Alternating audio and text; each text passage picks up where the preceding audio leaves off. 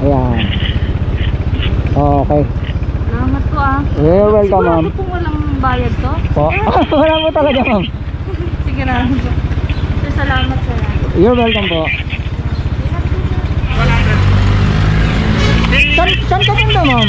Sa Julio Vargas Caltex lang po. Caltex? Julio Vargas Corner C5? Ay, Meralco. Magsawit na ng Meralco. Okay. So may flyover. Opo, pero sa baba lang po tayo. Sa baba lang? Okay. Alam mo, ma'am. Tapat lang natin yung mic, ma'am. Okay. Sige, ma'am. Takat ka. Okay ka na, ma'am? Ma'am, saan nyo gusto tumaan? C5 o Ortigas Ave? Ortigas Ave na lang po. Okay. Late ka na po ba, ma'am? Hindi pa naman po mga 11:30 pa po. 11:30? Anong oras na ba? 10:34. Maaga pa. Yung iba, sumasakay lang ng motor kapag malilate na. Opo. Ikaw nga maaga ka pa. Ayaw mo talaga ng jeep? Dito nakita ako ng jeep na ayun. Inintay ko na jeep. Puro puno? Wala kayong masakyan? Okay lang sa Julio Vargas ka lang tayo dumaan. Kasi tinignan ko sa mapa, traffic dito sa sa may Ortigas Ave. 100. Sa akin lang, wala kayong babayaran, libre lang.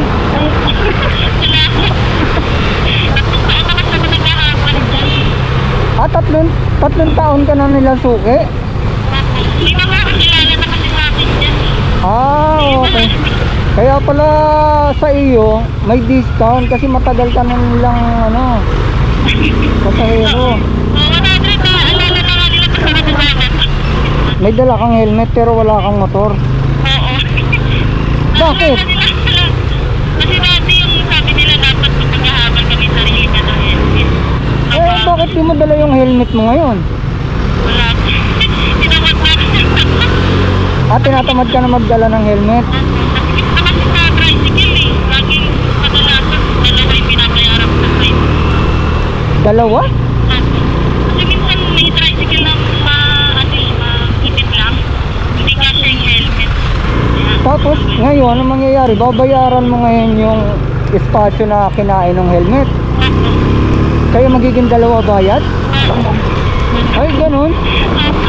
Tapos bababa ka dyan na sa may tulay ng Jenny. Okay. Tapos sasakay ka pa uli ng motor. Di, pamasahe mo pa lang.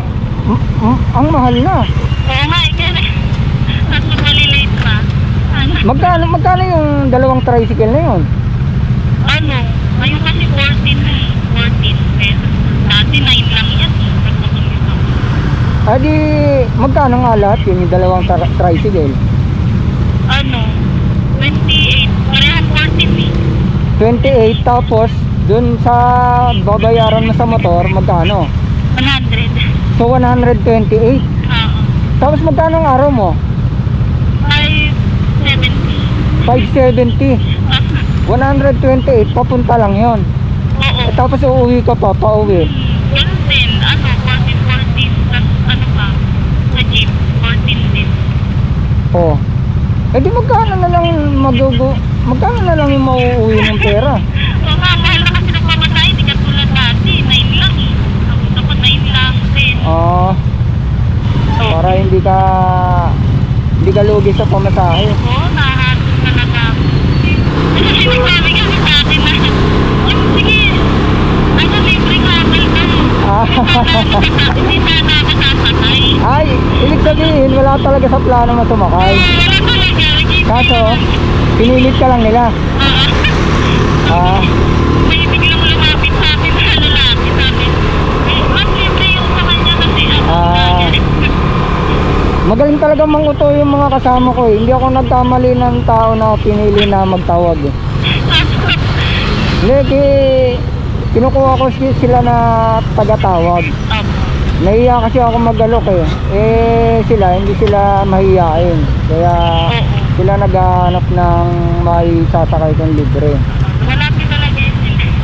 Eto ma'am, Caltex di ba? Opo, yan, dyan na lang. Diyan ka mismo? Opo. Pang-attendant ko ba dyan? Hindi po. Cashier? Ano, cashier ako dyan sa office warehouse. Okay, cashier ka sa office warehouse. O, katabi kasi yan yung building ng ano namin. Office warehouse? Opo.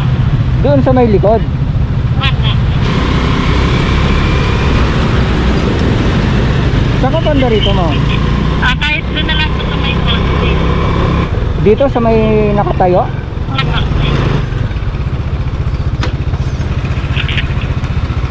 Okay.